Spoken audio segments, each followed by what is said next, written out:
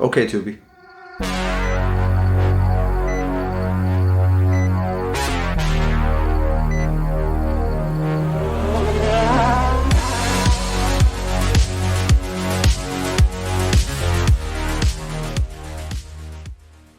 What's up, guys? My name is Alex Thorn. I'm a rock and roll musician.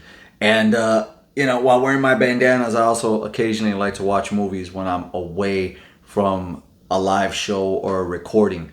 And, one of the best streaming sites around, in my opinion, is Tubi. To me, they've got more to watch that I like than a lot of the other popular ones. And I know a lot of people don't even know about Tubi, and even less know that Tubi has original movies. And I've taken a dive down this, path, down this hole with original movies. And I think this is a good place to start. So Bad Influence was filmed in 2022, and it follows a mother and a daughter who, I believe the father passed away, and now they've moved away to a new city, a new school. Right away, the daughter is feeling uncomfortable, as you would in a new school, as you are when you're a teenager.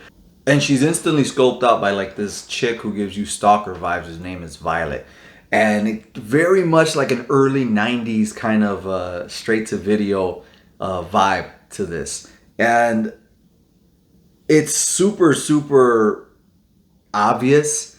But they also introduce this plan and this book that they call Zenith. And it's very appealing because it's the first crowd to accept Lily. And, her mother's very nice, by the way.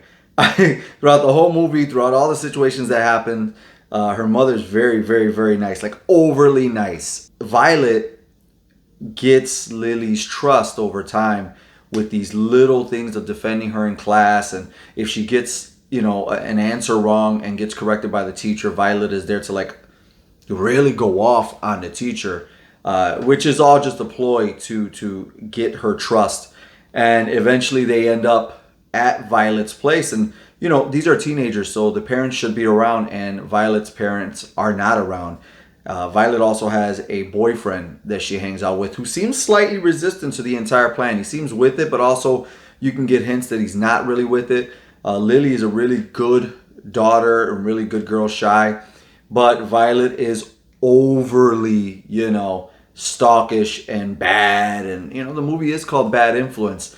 And throughout the film, there's, a couple sexual things that happen between teens, which is, I think maybe it's just my age that makes me feel a little uncomfortable watching it now. But, there's a couple of those things that happen. And you slowly start to find out throughout the movie that this Book of Zenith, which I thought the movie should have been called Zenith or Book of Zenith or something like that, because you could have, with this plot line, obviously it just doesn't exist with this crew in this high school. You could expand that to different schools and kind of repeat the pattern, and it'll be a decent franchise for straight to streaming now. But calling it Bad Influence, maybe Bad Influence 2 and 3 and 4, the Book of Zenith I thought would have been much better. But one of the things is not to be ruled over. This book somehow makes these kids feel like even their parents are detrimental to them and they need to remove them from their lives. So every time Lily is by Violet's house, there's no parents there. And then suddenly one night, the parent does come. And of course, we find out later on that that's not her parent. That's not Violet's parent. And it just goes down that path of, being more disrespectful, doing stuff that you shouldn't do. And it's very self-explanatory with the title. But here's my thing about the movie is that it moves at such a fast pace that it's kind of off-putting. You feel like you're already, like there's a missing first part or something like that to this. Or there's an extra 15 minutes before where they drop you in that you should know about.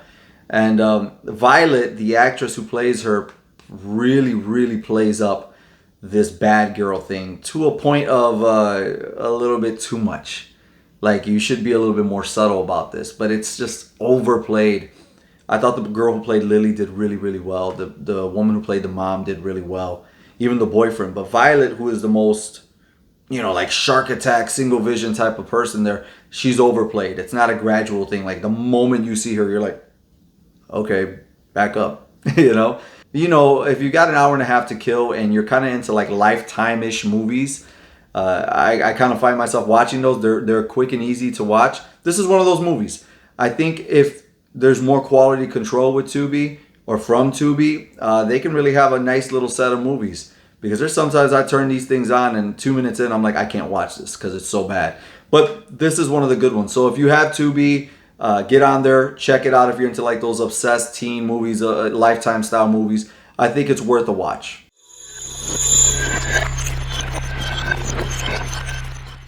Go ahead, leave your comments down below if you're a Tubi fan. Have you watched any Tubi originals? Do you know about Tubi? And then, if you have suggestions, leave suggestions down below for what to watch next. I really enjoy these things, and it's a nice break from, sitting in front of the computer, making music and rehearsing and doing all that stuff. It's nice to, come and talk to you guys about this. So go ahead, become a subscriber to Thorn Theater Reviews, and I'll see you in the next one.